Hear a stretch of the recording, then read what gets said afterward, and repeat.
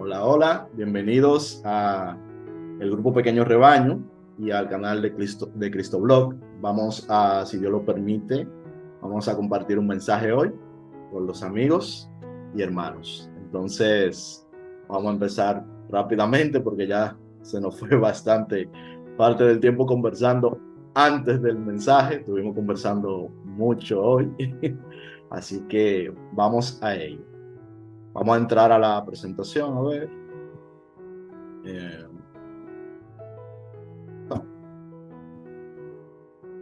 Partir. Bien, bueno, que Dios nos ayude.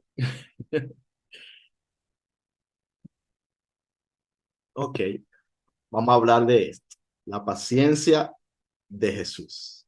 Ese va a ser el tema de hoy, ciencia de Jesús. Y vamos a comenzar leyendo este texto. Por favor, Pablo, si puede leer, Pablo.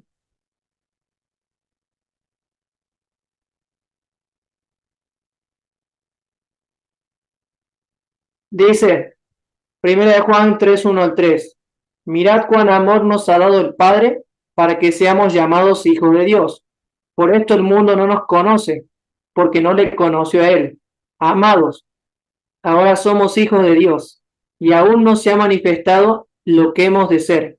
Pero sabemos que cuando Él se manifieste, seremos semejantes a Él, tal y como Él es. Le veremos tal y como Él es. Y todo aquel que tiene esperanza en Él se purifica, porque Él es puro. Amén. Muchas gracias, Pablo. Amén. Bien, vamos a ver. Aquí la intención que tenemos es la cuestión de ver que seremos semejantes a Él.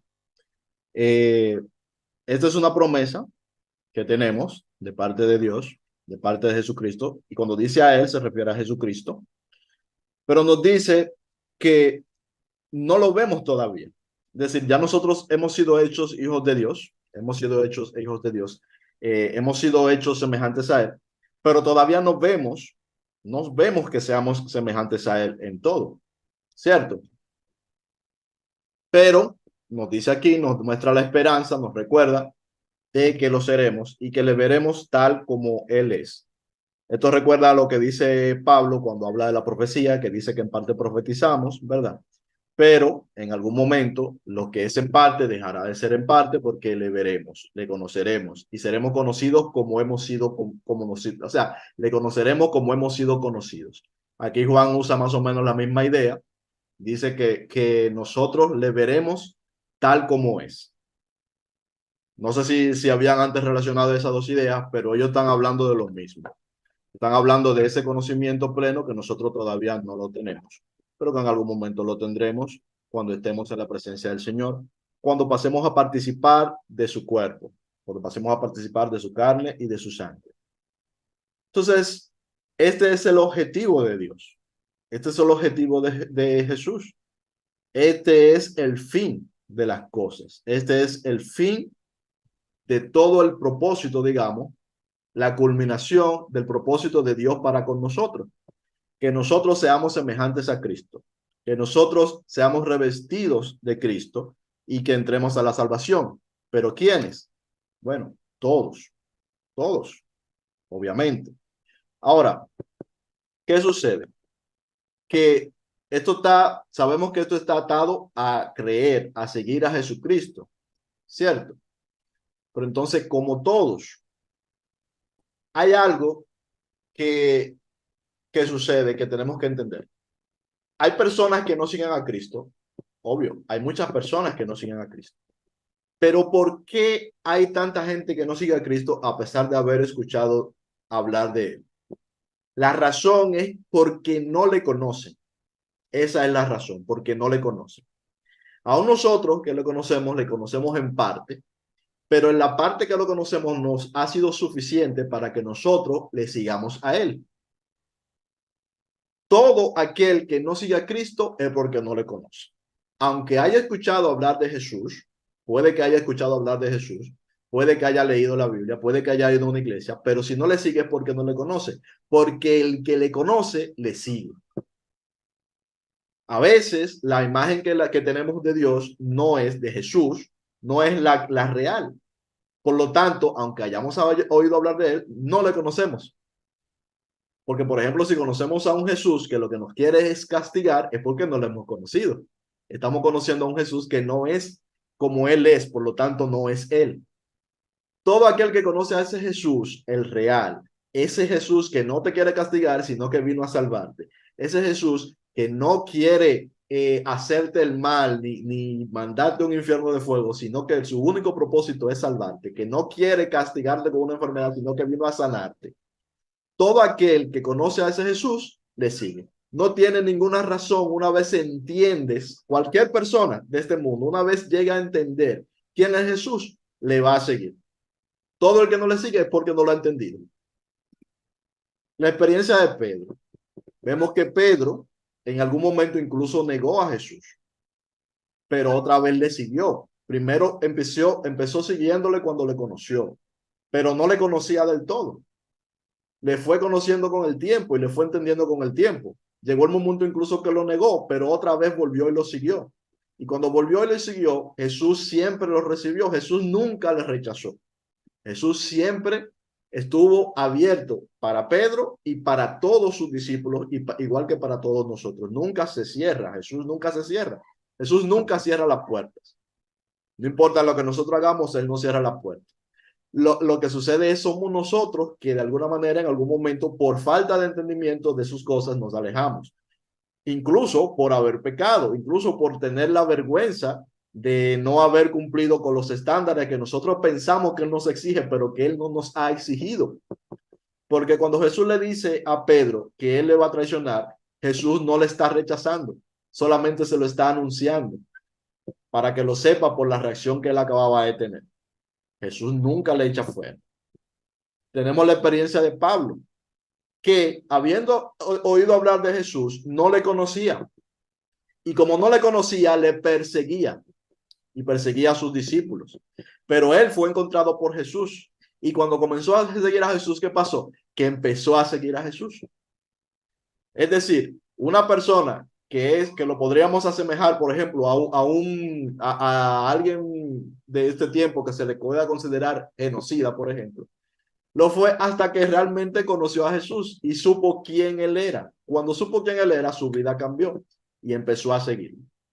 Cuando no sabía quién era, aunque había escuchado hablar de Jesús, ¿qué es lo que hacía? Que le perseguía y perseguía a sus discípulos, porque había escuchado hablar de él, pero no sabía quién era Jesús, cuál era su naturaleza.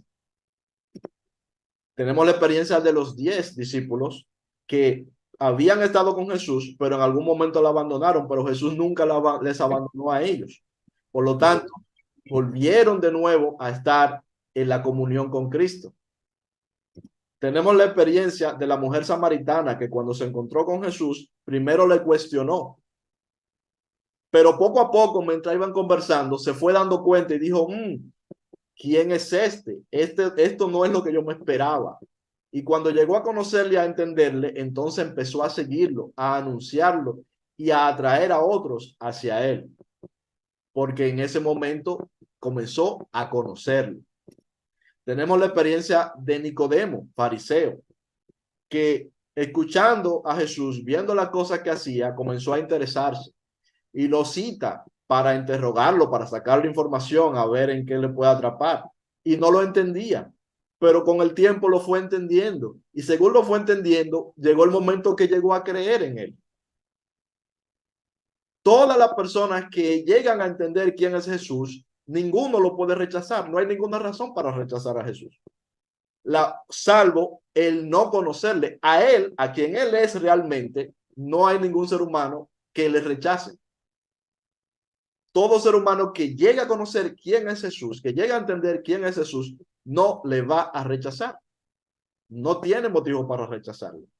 ¿Por qué? Porque no cumple ese estándar. Eso no es un motivo para rechazar a Jesús, porque Jesús no te va a rechazar por eso. Porque eres digno de castigo, pero Jesús no te quiere castigar.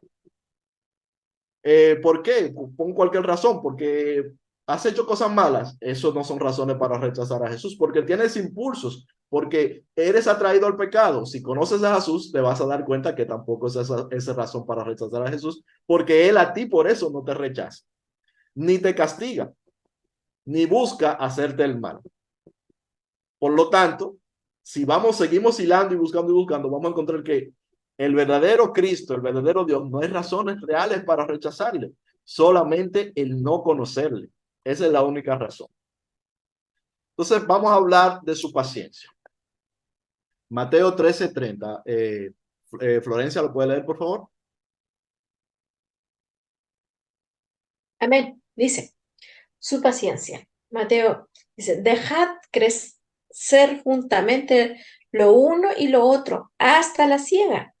Y el tiempo de la siega yo diré a los segadores, recoged primero la cizaña y átala en manojos para quemarla, pero recoged el trigo en mi granero. Amén. Esta es la parábola Amén. del trigo y la cizaña. Nosotros hemos aprendido que esta parábola de lo que se trata es de lo que hay en nosotros, de que nosotros tenemos trigo y tenemos cizaña. Nos enseña que fue un hombre enemigo el que puso la cizaña en nosotros, es decir, que puso nuestros malos deseos, nuestros malos hábitos, esas cosas que nos llevan al mal, que nos arrastran a pecar. Esa es la cizaña. Y que la buena semilla también está en nosotros, que es la que puso Jesús. Y esa semilla tarde o temprano va a dar fruto. Entonces, en esta parábola Jesús está enseñando que en su paciencia, Él va a esperar que la semilla que Dios puso en nosotros, la de trigo, de que dé fruto. Para cuando dé fruto, entonces separar lo bueno de lo que es la cizaña en cada uno de nosotros. Entonces dice, no, déjala que crezca. Vamos a esperar. Entonces, eso es parte de la paciencia de Jesús. Vamos a leer el 2 de Pedro 3:9, lo voy a leer yo. Dice, el Señor no retarda su promesa, según algunos tienen por tardanza, sino que es paciente para con nosotros, no queriendo que ninguno perezca, sino que todos procedan al arrepentimiento. Entonces, ¿qué es lo que quiere Dios? Que todos procedan al arrepentimiento. ¿Y qué hace Dios mientras tanto? Mientras tanto, Dios es paciente con nosotros. ¿Hasta qué? Hasta que demos el fruto. Dios espera que nosotros demos el fruto. Y mientras tanto, Él nos sigue haciendo bien. Él nos sigue auxiliando en los momentos difíciles. Él nos sigue consolando con su espíritu. Él nos sigue dirigiendo. Él nos sigue atrayendo a su verdad de unas y de mil maneras para que logremos conocerle, y conocerle nos haga seguirle, y seguirle nos haga entonces producir fruto, para entonces el poder tomarnos y ponernos en su granero, para tomarnos a sí mismo, como dice Jesús, os tomaré a mí mismo, para que donde yo estoy, vosotros también estéis. Entonces, ese es el propósito de Dios. ¿Cuánto va a esperar Dios? ¿Cuánto va a esperar Jesús? ¿Cuál es el límite de la paciencia de Dios? Esa es una pregunta de este estudio. ¿Cuáles son los límites de la paciencia de Dios? Una única vía, que esto es algo que tenemos que entender. Juan 8:31-32 dice, dijo entonces Jesús a los judíos que habían creído en él, si vosotros permaneciereis en mi palabra, seréis verdaderamente mis discípulos y conoceréis la verdad y la verdad os hará libres, dice el Señor. Es decir, la forma de conocer la verdad y por la verdad ser libre es permanecer en su palabra, ser su discípulo de Jesús. No hay otra manera, no hay otra forma, porque Él es la verdad y hay que conocer la verdad. Y conocer la verdad es conocerlo a Él. El conocerlo a Él es lo que nos va a hacer libres. Como vimos la otra semana, hablamos de la libertad, ¿verdad? ¿Qué nos hace libre? Conocerle a Él. Nos da esa libertad, aunque no lo veamos manifestado, como dice Juan en el primer versículo que leímos, todavía en la carne, en este mundo, pero nosotros somos libres cuando hemos creído en Él, cuando lo hemos conocido, porque no hay diferencia entre conocerle y creerle. No puede una persona conocer a Dios y rechazarle. No puede una persona conocer a Jesús. Sí puede conocer a otro Dios o una imagen distorsionada de Dios y rechazarle. Pero el que conoce a Jesús, a este Jesús, al Jesús que es 100% amor, 100% paciente, la persona que le conoce le cree y no le puede rechazar. Juan 14:6. Jesús les dijo: yo soy el camino, la verdad y la vida. Nadie viene al Padre sino por mí. No hay forma, no hay otro método para ir a la salvación. No hay otro método para llegar a Dios que no sea por Jesús, por la verdad. Él es la verdad, pero Él es el camino. Jesús utiliza muchas palabras, muchos términos diferentes para referirse a lo mismo. Es Él, solamente a través de Él. Cuando Él dice que yo soy el camino, lo que está queriendo decir es que la única manera que hay de ir a Dios es a través de Él. Claro, es que Él mismo es Dios, es su manifestación. Es la forma que nosotros podemos percibir, hemos podido percibir, sea por la carne los discípulos y nosotros por su espíritu. Él es la verdad. Entonces, hay que conocer la verdad, sí, Él es la verdad. Cuando conocemos la verdad, vamos a Él, indefectiblemente. Indefectiblemente. ¿Lo conoces? Le sigues. Juan 19 dice: yo soy la puerta. El que por mí entrare será salvo, y entrará y saldrá y hallará pastos. Y esta es otra analogía que nos hace Jesús, porque es que hay una sola forma, y hay una sola entrada, hay un solo camino, hay una sola manera, hay un solo método, hay una sola persona. Es Él. Es lo que está diciendo aquí, que Él es la puerta de las ovejas, ¿verdad? Solamente a través de Jesús, no hay otra forma. Por lo tanto, es a Él al que hay que conocer. Dice en Juan 14:6, Jesús dijo: yo soy el camino, la verdad y la vida, y nadie viene al Padre sino por mí. Aquí repetí este versículo para subrayar esto, que Él es el camino, que Él es la verdad, que Él es la vida. Nadie viene al Padre sino por Él, es decir, es la única manera. Juan 6:56, el que come de mi carne y bebe de mi sangre, en mí permanece y yo en él. Y ya esto lo vimos en un estudio que vimos en el pasado, cuando estuvimos hablando, si recuerdan, de si el tema se llamaba si Dios nos perdonó, ¿por qué seguimos teniendo sufrimiento? Y ahí explicamos que es que el cuerpo sigue atado y que nosotros tenemos que ser liberados del cuerpo. ¿Y vamos a ser liberados del cuerpo cuándo? Cuando seamos revestidos del cuerpo de Cristo, cuando habitemos con el mismo cuerpo de Cristo según esa nueva genealogía. Por eso también, y en esto también se ve que no hay otra manera. No hay otra manera de entrar al reino de los cielos de manera manifiesta y tangible que no sea a través del cuerpo de Cristo. Por lo tanto, así mismo como Él lo dice, Él es el camino, Él es la manera, la única forma. Bien. Dice aquí todos. Juan 6:37 al 39. ¿Lo puede leer, por favor? Florencia, ¿lo puede leer? Claro, dice, todo lo que el Padre me da vendrá a mí, y al que a mí viene no le echo fuera, porque he descendido del cielo, no para hacer mi voluntad, sino la voluntad del que me envió. Y está en la voluntad del Padre, el que me envió, que todo lo que me diere, no pierda yo nada, sino que lo resucite en el día postrero. Amén. Amén. Exacto. Entonces, ¿qué dice Jesús? Todo lo que el Padre me da, todo va a venir a mí. Todo. Y todo el que viene a mí, yo no le echo fuera, yo no le rechazo.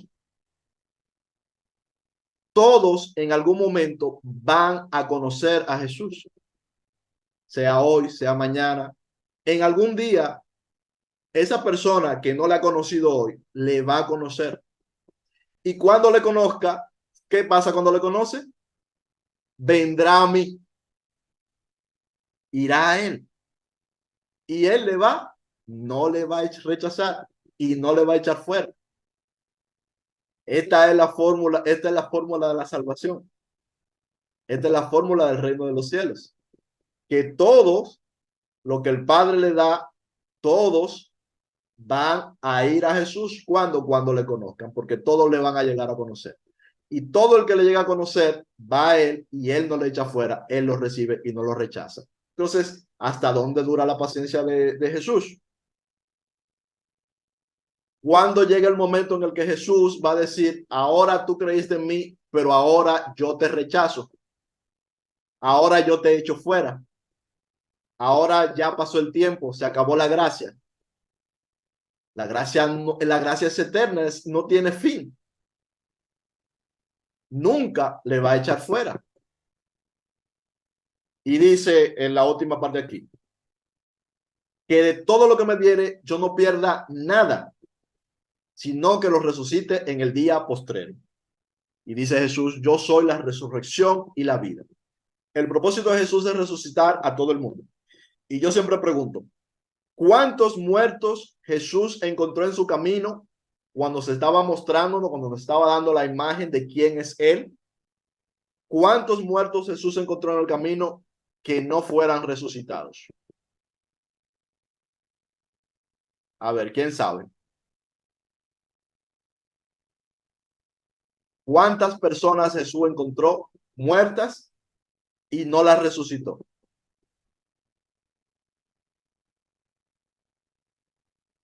No hay. Todas las personas con las que Jesús encontró que habían muerto, Jesús las resucitó. Amén. ¿Cuántas personas Jesús encontró que estuvieron enfermas y no las sanó?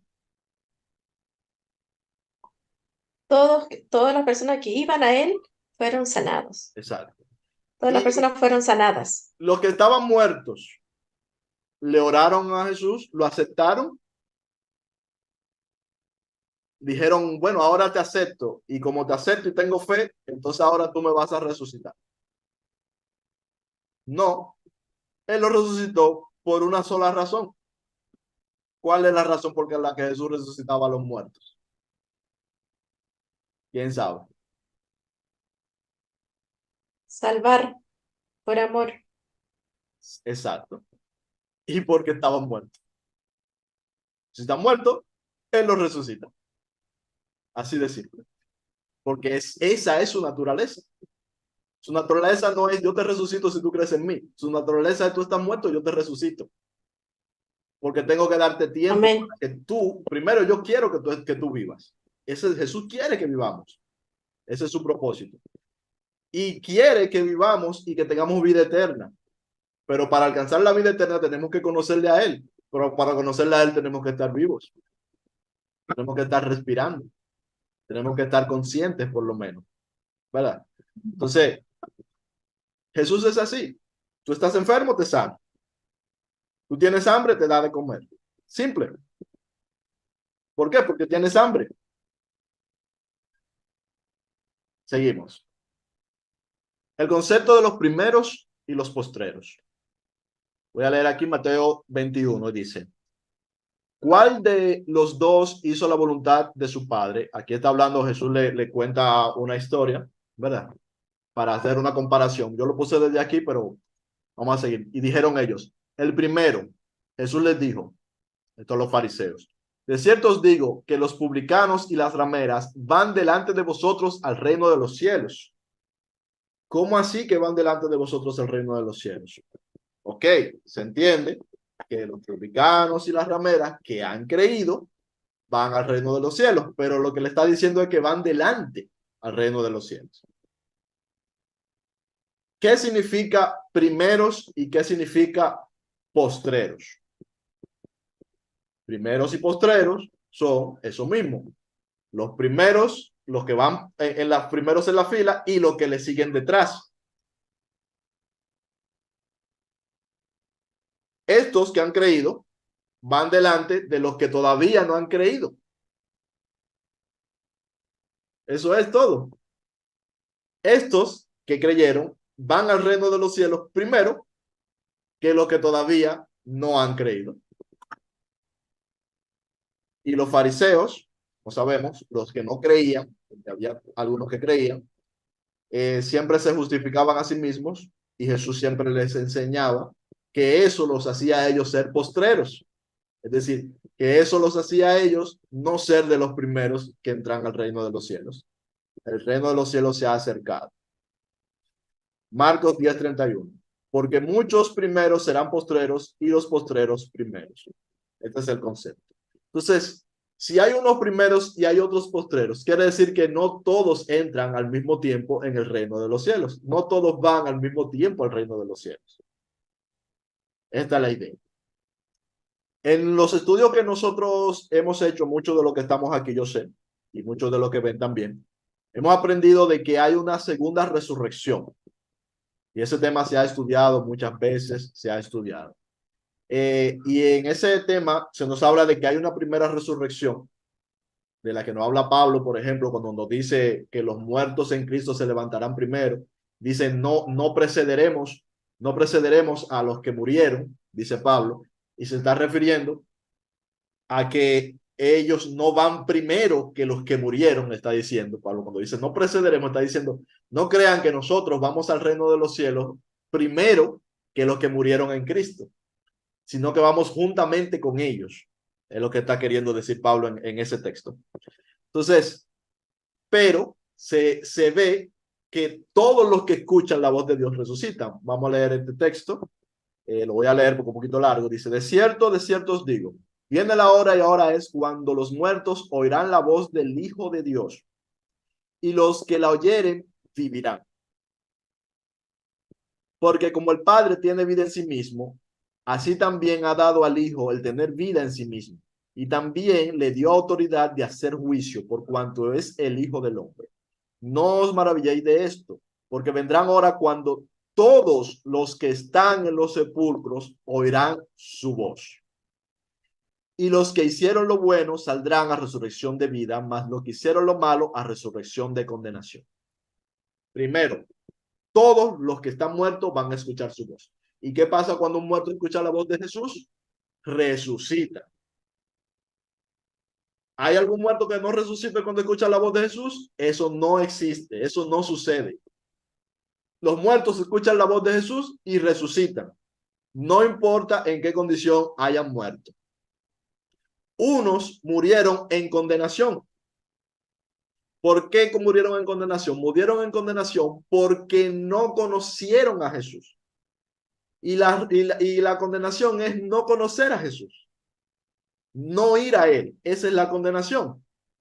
Pero no es que están condenados cuando resucitan. Es que están condenados permanentemente antes de morir incluso. Ya están condenados.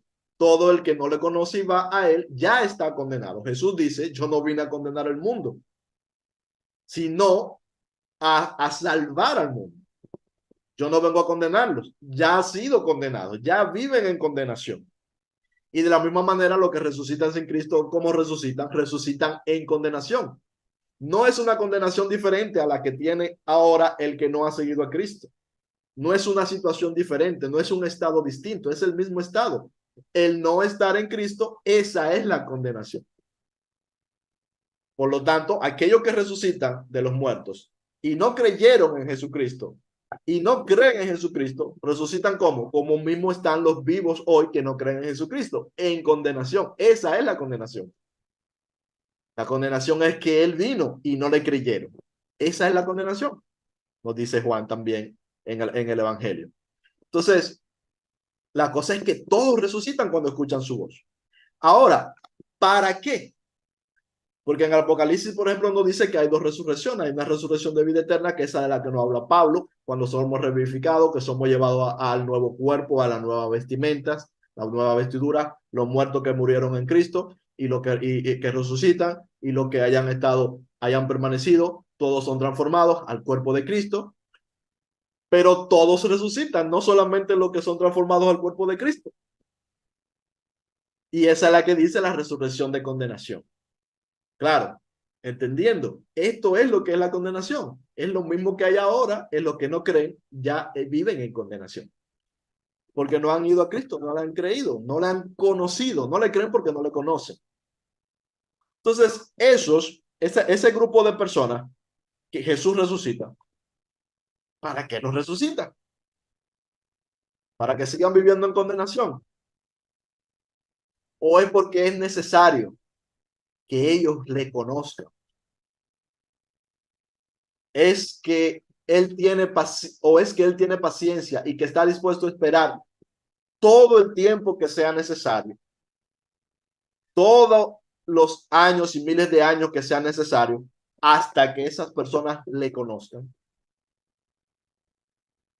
O es que él no le va a forzar, evidentemente no le va a forzar porque nunca lo hizo, no lo hace y no lo va a hacer, pero sí se va a seguir dando a conocer hasta que le conozcan, y conocerle es entender hasta cierto punto quién él es, y entender hasta cierto punto quién él es va a ser que todas esas personas que resucitan en condenación, ¿qué va a pasar con ellos cuando conozcan a Jesús? Cuando sepan quién es Jesús, ¿qué va a pasar con ellos?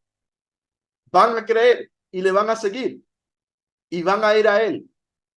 ¿Y qué va a pasar con ellos cuando vayan a él? Que él no les va a echar fuera. Y esa es la paciencia de Jesús. No tiene límites. Todo lo espera, dice Pablo, cuando habla del amor, hablando de Jesús. Todo lo espera. Y a todos los va a esperar. Yo le añado eso. Todo lo espera y a todos espera. Jesús nos está esperando a todos nosotros. Dice que los santos en el Apocalipsis nos dice, creo que en Apocalipsis 15 dice que los santos están esperando que se complete el número, que se completen, porque todavía faltan. ¿Y cuál es el número? El número es lo que nos aparece en Apocalipsis 7 cuando nos dice que está esa multitud de personas que nadie puede contar, que vienen de todos los pueblos, de todas las naciones y de todas las lenguas, es decir, de todo el mundo, de toda la historia de la humanidad, todos vestidos de vestiduras blancas, adorando al Cordero que está en el trono. Allí se cumple el propósito y el fin de esa paciencia sin límites de Cristo.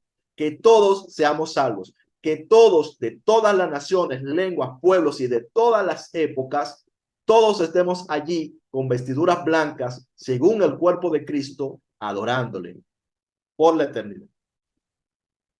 Y ahí terminamos. Dios le bendiga, hermanos. Amén. Amén.